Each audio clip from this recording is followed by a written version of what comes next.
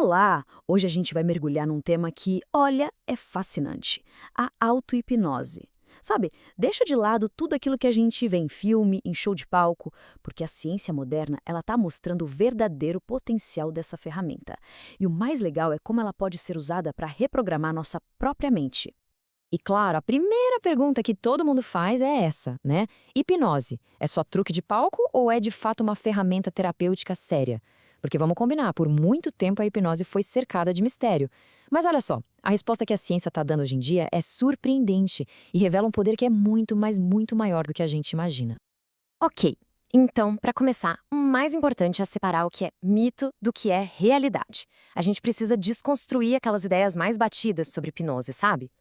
Então, de um lado a gente tem os mitos, né? Aquela ideia de perda de controle, de mágica ou até de domínio da mente.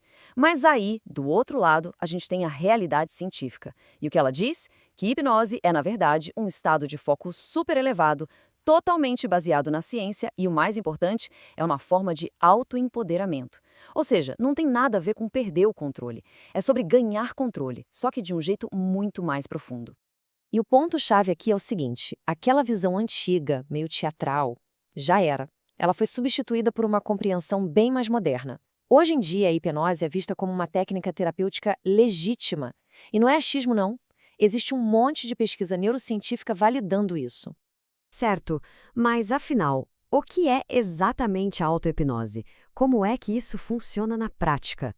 Olha, a definição é até bem simples. Auto-hipnose é um estado supernatural de foco e relaxamento profundo. Penso assim, sabe quando a gente está tão focado num livro ou num filme que o mundo em volta some? Então, é um estado bem parecido com esse. Só que aqui ele é direcionado para a gente conseguir acessar a mente subconsciente, que é basicamente o centro de comando dos nossos hábitos e emoções. E é super importante reforçar isso. Ao contrário da crença popular, não existe perda de controle. A pessoa fica consciente o tempo todo. A diferença é que a atenção está toda voltada para dentro.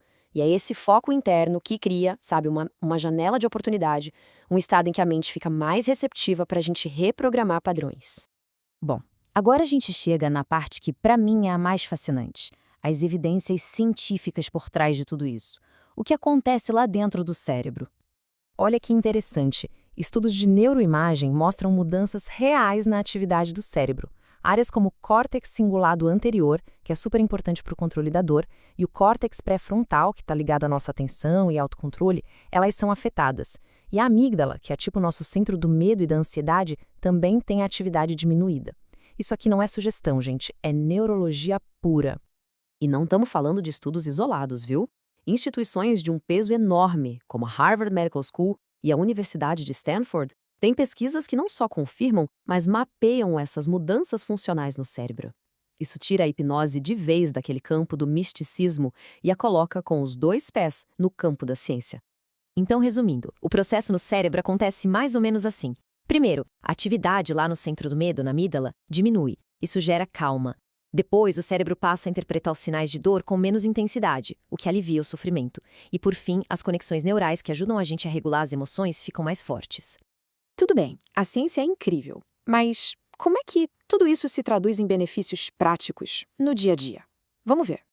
E olha, o alcance da auto-hipnose é impressionante, de verdade. Para ansiedade e estresse, ajuda a reduzir o cortisol, gerando um relaxamento profundo.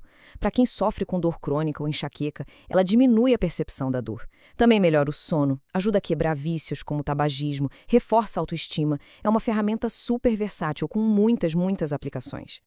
E para reforçar ainda mais a legitimidade de estudo, esses benefícios são reconhecidos por órgãos de saúde gigantes, como a Associação Americana de Psicologia e a Associação Médica Britânica. Isso coloca a hipnose clínica num patamar de ferramenta complementar segura e muito eficaz. Tudo isso, no fim das contas, leva a gente a uma conclusão muito poderosa sobre a capacidade da nossa própria mente. E o conceito que amarra tudo isso se chama neuroplasticidade, que nada mais é do que a capacidade incrível que o nosso cérebro tem de se reorganizar, de mudar, de criar novas conexões neurais ao longo da vida. Ou seja, a gente não é prisioneiro dos nossos padrões mentais. O nosso cérebro foi feito para se reprogramar. E a auto-hipnose? Bom, ela é uma das formas de direcionar essa reprogramação.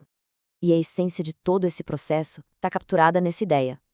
Quando se muda o que se pensa, muda-se o que se sente. Quando se muda o que se sente, muda-se o que se faz. E quando se muda o que se faz, a vida muda. É um verdadeiro efeito dominó, que começa com um pequeno ajuste interno. Então, para resumir, a auto-hipnose não é mágica. É uma técnica para a gente usar a neuroplasticidade a nosso favor. É como assumir o papel de arquiteto da própria mente, sabe?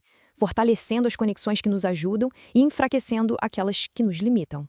E tudo isso deixa a gente com uma pergunta final, para pensar mesmo. Se existe uma ferramenta, validada pela ciência, que permite reprogramar ativamente pensamentos, hábitos e emoções, então, onde é que estão, de verdade, os limites do nosso potencial de crescimento e de bem-estar? Fica aí a reflexão.